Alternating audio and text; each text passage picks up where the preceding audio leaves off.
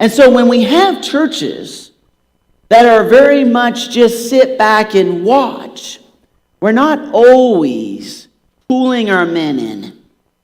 I want to look at this text because we got to be a congregation that is encouraging our men to be involved in missions. Let's look at Acts chapter 17, verse 2 to 9. And Paul went in, as was his custom, and on 3 Sabbath days he's reasoned with them from the Scriptures, explaining and proving that it was necessary for the Christ to suffer and to rise from the dead, and saying, this Jesus, whom he proclaimed to you, is the Christ. And some of them were persuaded to join Paul and Silas, as did a great many of the devout Greeks, and not a few of the leading women. But the Jews were jealous, and taking some wicked men of the rebel, they formed a mob, set the city up in an uproar, and attacked the house of Jason, seeking to bring them out to the crowd. And when they could not find them, they dragged Jason and some of the brothers before the city authorities, shouting, these men who have turned the world upside down have come here also. And Jason received them, and they are all acting against the decrees of Caesar, saying that there is another king, Jesus. And the people and the city authorities were disturbed when they heard these things, and when they had taken money as security or a bribe from Jason and the rest, and then they let him go. Now, on Father's Day, we have a propensity to badger men about needing to be better spiritual leaders. We have the propensity on getting them on the case of the men and saying, men, you need to be more. You need to be stepping up. You need to be serving the Lord more. You need to be a leader in the church. But on Mother's Day, we sit back and say, oh, moms, you're so great. You're so wonderful. We're so appreciative of our mothers. But our dads, you need to really be doing better. But I believe it needs to be more about our churches.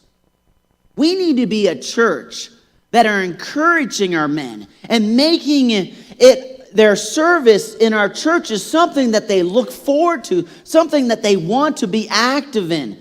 We don't want to badger our men, but we want to encourage them. So how can we, as a congregation, be a church that is a place, a welcoming place for our men to serve in missions? Now, if you look at this text, I'm going to look at 3 ways that we can encourage our men to be involved in mission not impossible. The first way is to create opportunities for a partnership. Create opportunities for a partnership. Now look at what happens here. And some of them were persuaded and joined Paul and Silas, as did a great many of the devout Greeks, and not a few of the leading women. Now Paul preaches there for 3 weeks. And there's various groups that he highlights that have come to be involved in the church. There's these God-fearers, these Greeks, and there's some leading women. But there's these leading women, and maybe some of their husbands were not encouraged to listen to the message, or they were not responding to the message in the same manner as these ladies. These groups tell us about a principle. Men enjoy working for one another. When you look at the Lone Ranger, he still had a partner, and he's called the Lone Ranger. Men will very much become motivated when they are pulling for each other. If you look at the great teams across this country, men love teams. Why? Because they don't want to let each other down. They will work hard, they will discipline themselves, and they will put their whole hearts on the line in order so that their teammates can count on them. There's nothing more than something that a guy does not want to be, which is a disappointment to other men. They want to make sure they hold their end of the bargain. They want to hold up their commitments.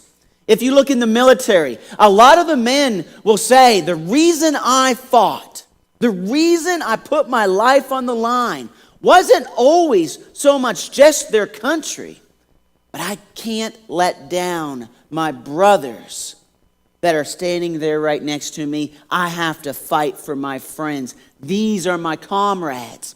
So when we're a church, One of the ways we can engage men is giving them opportunities to serve as a team, to serve together. When they're just serving individually, what happens is they just kind of not have the same amount of motivation. But when they're working as a team, men will sit back and say, I got to give my very best effort in order to make sure that I'm a valuable part of this team. When you think about the eldership, notice that we have a plurality of elders. Why? Men need to lean on one another. There needs to be that accountability with one another. You have a group of deacons, and they need to pool together and become a team. You have ministry leaders in our congregation. Every man in this congregation is part of Team Castle Rock. We're all counting on you. But we need to be a church that is bringing you together to serve the Lord together. Because it's more than just you working individually. You are participating and contributing to this congregation through your service. And I want to stop and say thank you. There's a lot of excellent, quality men in our church. Men who love the Lord, who give of their hearts, of giving of their talents. Thank you for serving our church. You are making our church better, and you're making our kids better, our leadership better. You are making this church a shining light in our community. Because I notice when you do things with friends, you want to do that. This is a picture of us on Mount Wilson, and this is a picture of Martin, myself, and Nick Hewlett. It was cool because about 7 years we spent hiking 14ers together, and we got to finish together on a mountain. I was sent Martin a picture because on Friday, Nick and I, we got to hike together with the church group, and I took a picture of Nick and I said, Martin, this picture's not complete without you. This church is not complete without you, men. Without you giving your whole hearts to this congregation. And we want to be a church that shows appreciation for all that you do. You are not an isolated servant.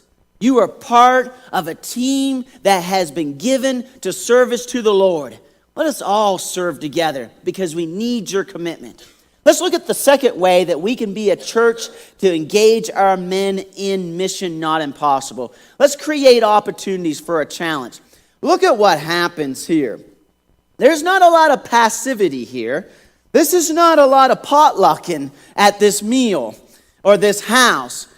This is pretty dangerous stuff. Look what it says in Acts chapter 17, verse 5 to 6. But the Jews were jealous, and taking some wicked men of the rebel, they formed a mob, set the city in an uproar, and attacked the house of Jason, seeking to bring them out to the crowd. And when they could not find them, they dragged Jason and some of the brothers before the city authorities, shouting, "These men have turned the world upside down, have come here also." Now think of the reaction of Jason. They go to this house. They're looking for Paul and Silas. They can't find them, and then they're like, "We'll take him." And they grab some other brothers and they drag them out. Now imagine you're Jason and you are a Christian. And I don't think they're saying, "Would you like to come out and we like to talk to you?" When they say drag, let's imagine worst case scenario. They're not on their feet. They are probably beating them then, kicking them, dragging them out by their clothes, by their necks, out into the streets. Now, you place yourself in Jason's shoes. How do you feel? But let's not forget how perhaps his wife feels, or his children. So imagine if you're the wife of Jason, and these rebel rousers show up to your house, barge in, grab your husband and drag him out to the streets, beating him as they go. How do you respond? "Jason, what did you get yourself into now? What were you thinking joining with that Paul and Silas? I knew they were trouble from the first time I met them." How do you respond to your man serving the Lord? Are you his biggest hindrance or his biggest encourager? Through the years, sometimes women or wives would say, how come you don't serve the church more? You need to be more active in your faith. And then a man says, I need to step up. I need to lead. I need to serve. Honey, Saturday I'm going to the work day. Serious? We had a family day planned. And all of a sudden, that man that you wanted to serve, you find yourself holding him back. Are you building him up or are you pulling him down? Because if we want our men to be serving, we need our wives and our women in our congregation being their biggest fans. Or when a man does step up to serve, or he does something and he's doing the very best he can, are you the first one to go over to him and tell him how he did it wrong? Or how much you appreciate what he has done? Too often we're always on the man's case about what he needs to be doing. But we need to be honest and look at ourselves. Are we a church that men want to serve in? Are we a church that are building up leaders? Or are we a church that when they step up, we're quick to criticize, quick to condemn, and quick not to follow? Now imagine if you're Jason's wife. How do you feel about that situation? The last thing I want to talk about, in order to be a church that are engaging men for a mission not impossible, is we need to create opportunities for a solution. Look at what happens here in Acts chapter 17, verse 7 to 9. In every situation, you can't always have best case scenario. And Jason has received them, and they are all acting against the decrees of Caesar, saying that there is another king, Jesus. And the people in the city authorities were disturbed when they heard these things, and when they had taken money as security or a bribe from Jason and the rest, they let them go. Now here's Jason and the other disciples. And they are dragged out into the street. They are being questioned. Now notice the ones that are against him are saying, oh, they say there's another king, Jesus, not Caesar. So they're trumping up this charge. And so the men love finding solutions. If you ever talk to a man, and every wife knows this, you want them to listen, and what are they doing? Wanting to come up with a solution. Okay, honey, I know I have the solution. Well, you haven't even listened to me. Yeah, but I have it all figured out now. Men love finding solutions. Now, Jason and his comrades come up with a solution. We're getting beat up. These are people just trying to hurt us. We gave a little bribe, and they go away. Now, I think a lot of us would feel a little bit of ickiness about this. You bought them off? Yeah, they did. Because sometimes leaders don't have perfect solutions. Churches don't always have perfect resolution. You're doing the best job with what you got. And when men are serving the Lord, let us be a church that when we see that they have good hearts, they're doing the very best they can do. Let's be the ones that says, if that's what you thought was best, that's what I think is best. Let's be the church that gets excited and gets behind them, not the church that says, well, I think there's another way we could have done this. Let's just go with the way the leader wants to go. If your husband says, I think this is best for the family, let's be a church that says, I think that's good too. There's always plenty of ways to solve something. Let's be a church that encourages our men to solve, not to be passive. Because men love having challenges and looking for solutions. So every year we do this teenage football game, this teen game against the adults. And this year we did it a little different. We changed it up. Every year I like to be the official coach of the adults, which means I do nothing. But this year, I decided that I wanted to be kind of the coach of the teenagers. And it was a very intense game. As a lot of you know, it went into overtime and it was tie. And far as I was concerned, I looked at it and said, we just tied the adults for the first time. Let's just end it, take the tie and go home. That was a win in my book. But then I went and talked to Cameron Moon. And I said, Cameron, let's just take the tie. And he looks at me, he goes, Matthew, a tie's like kissing your grandmother. Well, I don't know if this is a picture of your grandmother, but she's not that bad a looking lady. Like, I feel bad about your grandma. You know, is she that homely?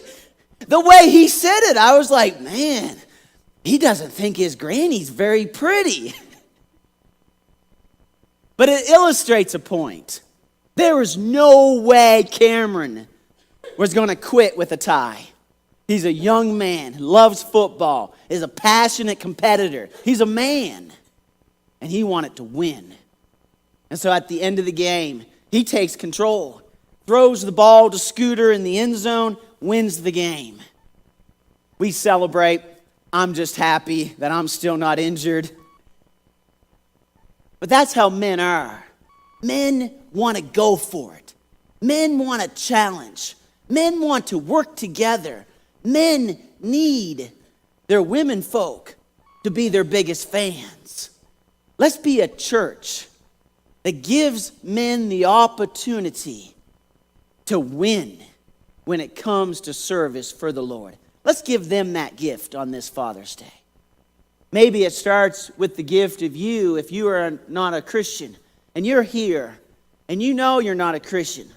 Why don't you be the one to take the step to be that spiritual leader in your home? If you will believe, confess, repent, be baptized in remission of your sins, rise up out of that water to newness of life, and we're going to make a commitment to you that you will find a church where men can be leaders and men can grow in their faith. We want to be that church to you, and that's our commitment to you in this invitation. Why don't you think about that as we stand and sing the invitation song?